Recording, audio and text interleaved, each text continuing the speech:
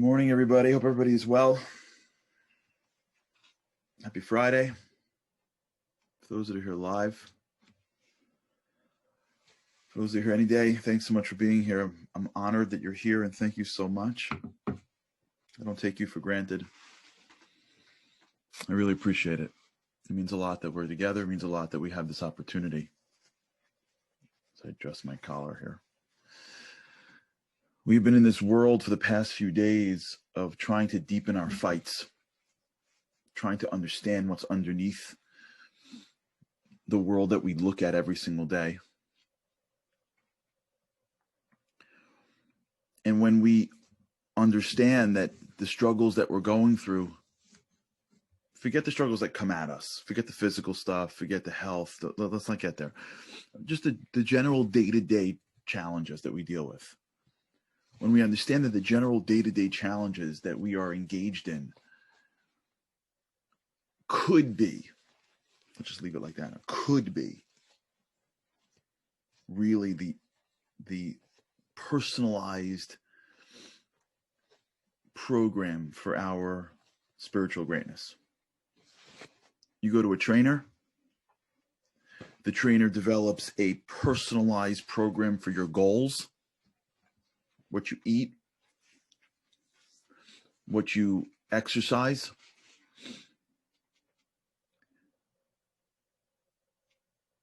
It could be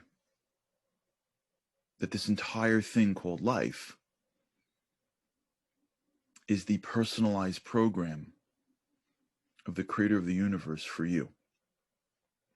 This is sort of like Kabbalistic stuff, so I don't want to push people too far until they understand it. This is the secret, if you will, or the source of this tradition that we have, that each person is supposed to say when they wake up, the world is created for me. You know, there's a tradition that we have that the two lines that we're supposed to say to ourselves every day is that the world was created for me and that I am but dust and ash. In Hebrew, it's ha'olam nivra bishvili and anochi afar ve'efer. For the Israelis, I hope you liked my Israeli accent on that one. At least I tried. These contrasts. And we can get into what does it mean to be ash and dust, but at least let's go to the first part, which is ha'olam nivra bishvili, the world was created for me. Now, clearly God's not like, hey, let me make you more arrogant. Thank you, Daniel. I have my Israeli on right now, giving me my my vote of Israeli confidence. So I appreciate that. This concept that the world is created for me is really a piece of this, which is the creator of the universe put me in this world, and there's a personalized program to bring my soul to a level of excellence. Now, if you think about this too much, you can drive yourself crazy. But if you don't think about this at all, you can miss it. That maybe some of the things that I'm going through right now really are there because this is my gym. This is my work. This is why I'm here. It's not the stuff that gets in my way and there's a path that I know I need to take, and the other stuff is just annoying because it's in the way. It could be that the path that I need to take might be the distraction, and the stuff that I need to do is the path. It could very well be that the path that we've chosen for ourselves really is a path that has been given to us by the people around us. We don't even realize it because of neuroplasticity. We've just been exposed to it, and now we think it's us. We think it's us, but it's not us. It's our environment setting the goals of what's important. It's our environment deciding the hierarchy of values. It's our environment creating the race that we're on right now. We could be running in a race that we just inherited by the fact that we were born in this particular area, by the way, which itself is part of the process, which itself is part of the spiritual. You didn't just end up where you are because. But maybe the stuff that we're going through is a dynamic, personalized program for our eventual spiritual greatness. Now, if my eyes are physical, I won't be able to see it. And if my eyes are fixated on materialistic goals only, we're supposed to be able to live in this world. We're supposed to be able to be successful in the physical world. We have a world where 6 days a week we're supposed to work. We're not living in the Garden of Eden. But if my eyes are only fixated on material pleasures and pursuits, I may miss the underlying focus of my actual life. But as I start to look at values, as I start to contemplate the end of my physical life, where I get to just be in a place of truth, and look back at my life and look for the underlying values that should have shaped me and should have driven me through all the pathways that the physical world has given me. As I start to do that, what's happening is I'm starting to clarify my lenses to see the physical world as just the garment of the spiritual world.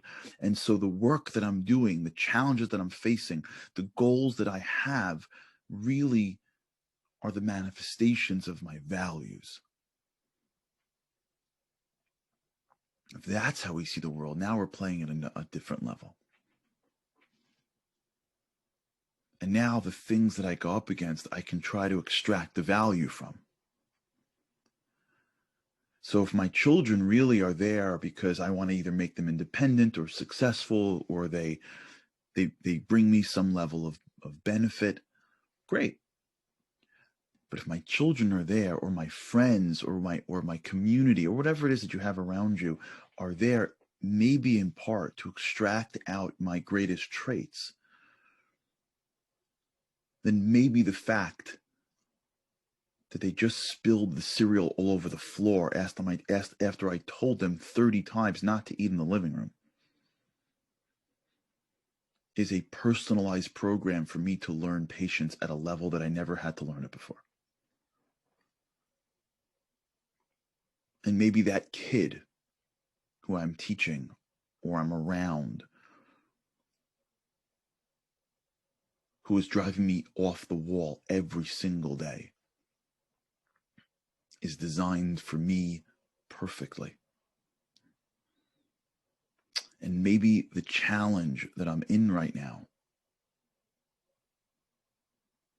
in anything, maybe the difficult person in my office,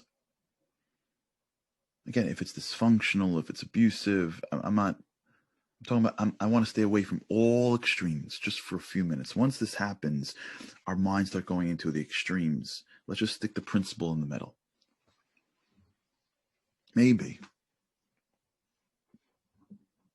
I'm in this space so that I can learn how to be generous to those that don't respond back. Or there's a guy in my office who is really as difficult as he is, or difficult as she is. Maybe there's someone that is, maybe no one's ever smiled at them. Maybe no one's ever said a kind word to them. And I have the opportunity to light someone's life up. Maybe. Maybe. Someone else has it easy in an area that I'm struggling, because it's going to build me into a person that is empathetic to those that don't have this particular thing. And when I get it, if I get it, but when I get it, I'm not going to forget those that don't have it. That's going to make me a better person, to feel someone else's pain. Since we don't know either way, this is definitely in the world of faith. If you incline towards, nah, it's a coincidence, fine. You'll just live physically. It's okay. But if you incline towards, let me look to see the deeper meaning in things, at the very least, we start to see the world differently, and we start to develop a perspective that brings meaning to my everyday. And it allows me to muster up the energy, and it allows me to zero in the pain to the muscle, the spiritual muscle, to enable that muscle to grow. So my patience is actually growing because I'm focusing on it. And my empathy is actually growing because I'm focusing on it. And so when I sit in the gym of life, no matter what comes my way, I'm actually growing as me, as a human being. I'm not just getting closer or further from a material goal that at the end of the day, when I get it, it will never deliver the level of emotion that I thought it would. Ever have that feeling? Do you ever have that feeling of disappointment after a material goal? I remember when I graduated law school, I expected it to be like a day filled with an unending emotional, wash of joy. It was good for like the few hours, but like it didn't give me what I thought. Right? The physical world never gives us the emotional, spiritual satisfaction that we think it will give us when we're in pursuit of it. You know who said this well? Tom Brady. It's Super Bowl Sunday. You might as well quote Tom Brady, right? He's the GOAT. The guy's 55 years old. He's still making Super Bowls. You know what I'm saying? Like, you got to give the guy credit. There was a time where like your NFL career ended at like 32. Tom Brady's like 42, 43 years old. My sports fans, you'll know exactly how old he is. He's in the Super Bowl this Sunday. That's insane.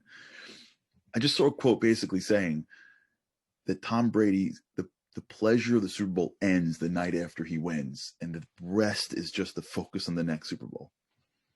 Like, he understands that the physical world can only give you so much. To him, it's the journey of the game that gives him more. But that's what I'm getting at, which is once we start to be real with the world and start realizing that the pursuit that I'm after, I've been doing this for 10, 15, 20, 30 years. I got to use the historical knowledge that I've developed. The physical pursuit that I'm after, awesome. But I don't want to oversell how it's going to feel. It's going to feel good for a few minutes, but I don't want to oversell it because I've been doing this before. I've achieved a little bit in my life. And so when you're reminding yourself that it's going to be good, but it's not going to be that good. It's going to be good until.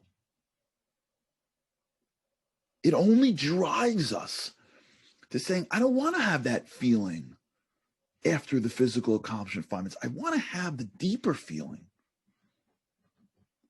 I want to be able to go into this world and achieve things, but have it at a much deeper level. And when you're fighting the battles at the value level, when you're looking at the material stuff coming at you and saying, wait a second, yeah, I hope I can overcome this challenge to get that thing. But wait, in the challenge, it's fighting which parts of my values, which parts of my spiritual muscles. And I want to fight that battle as well. When you're looking at the daily battles that we go through and the daily opportunities that come our way, and we look at it from the lens of which spiritual muscles I can build, the feeling, the spiritual satisfaction that we get takes place consistently at such a higher clip than the material win we get at the end of a journey. We're not anxious until we win and then you enjoy it for 2 minutes and then you move on to the next thing. Every day, there's a certain feeling of, I'm going to be different by the time I go to bed tonight. I'm going to move a few inches in the area that I want to be. I'm getting closer to the reason why I'm here. And we get lost in this world of what's my reason for being here? What's my task? Why am I on this earth? If you have these conversations, the easiest way to see it is what's in front of me. Like the more dramatic way of seeing it is like, I don't know why I'm in this earth. Maybe I'm in this earth to be this. Maybe I'm in this earth to be this. And people say these things. You're in this earth to do this. You ever get that from some? This is why you're here. I love when someone tells that to you, like as if like God's like, by the way, you see that part? You just let them know as if they have like, this is why you're here. As if anybody knows the drama that goes around mission of life. And there is reasons why we're here. Nobody knows why we're here. Nobody knows why we're here. If anything that I've learned from the rabbis that I'm close to that live in like this spiritual world, the stuff that we think we're doing is no one has a clue.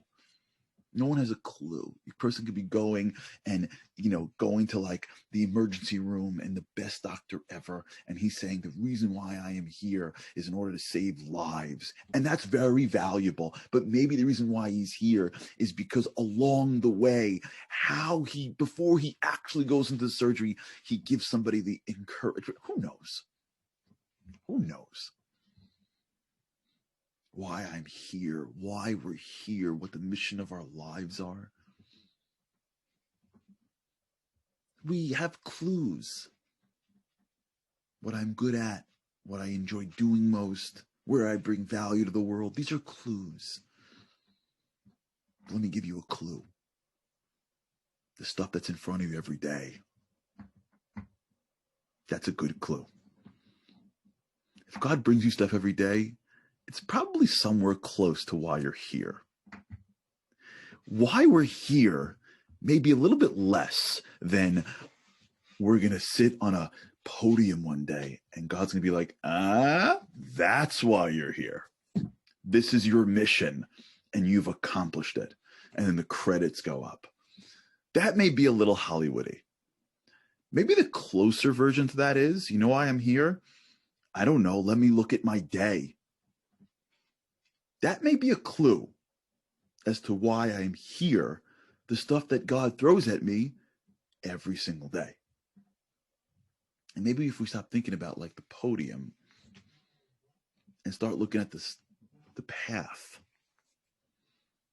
we start realizing like, I don't know why I'm here, but why don't I just become great every day?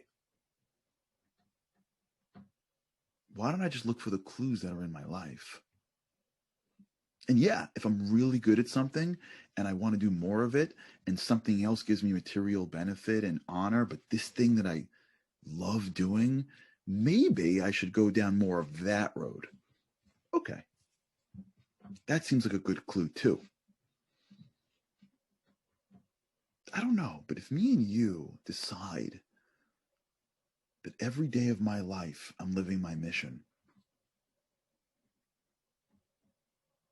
and my mission is what the general gives me every day. Isn't that higher? Like, what's a better soldier? The one who sits around the barracks and is like, why am I here? To be a sniper, to be a commando, I don't know, a paratrooper of tanks? Or is a better soldier going, what does the general want for me to do today? Are we cleaning the barracks today? Let me just clean the barracks as best as I can. What does the general want today? We're jumping out of helicopters? Let me try to be the best at We're swimming in the sea? Okay. That, the confidence in the general gives the soldier the ability to go and fight any battle that gets put his way. Maybe that's our mission. Maybe that's our foundation. When I start thinking about the values that I want to live and leave in this world and that I want to embody, and I start working slowly every day together to clean the lenses, to look at the world and see what assignment the king gave me today, what assignment the general had for me today. Ha'olam nivra bishvili, the world was created for me. I got a list today. I wake up in the morning and I put on those glasses and say, all right, let's make today great. Let's go deeper. Let me ask myself when I'm involved in something, what value, what trait is being used right now? Let me see if I can build this thing called the soul up. and use the exercises of the physical world to build a strong soul. Maybe we look at the world that way, our days feel different. All right, we'll continue this. The mission, because that's the next trait. The next trait is kingship. When you build your foundation strong, you become a prince and a princess, a king and a queen. You become royalty. The next trait is called malchus, which is royalty. All right, we'll discuss. All right, everybody, have an amazing weekend. For those that are sports fans, enjoy the Super Bowl. For everybody else, enjoy the weekend. Have a great weekend. Good Shabbos, Shabbat Shalom. And with God's help, I can't wait to see you again next week. Thanks so much for being with me this week. And I can't wait, with God's help, to see you again next week. Have a great weekend.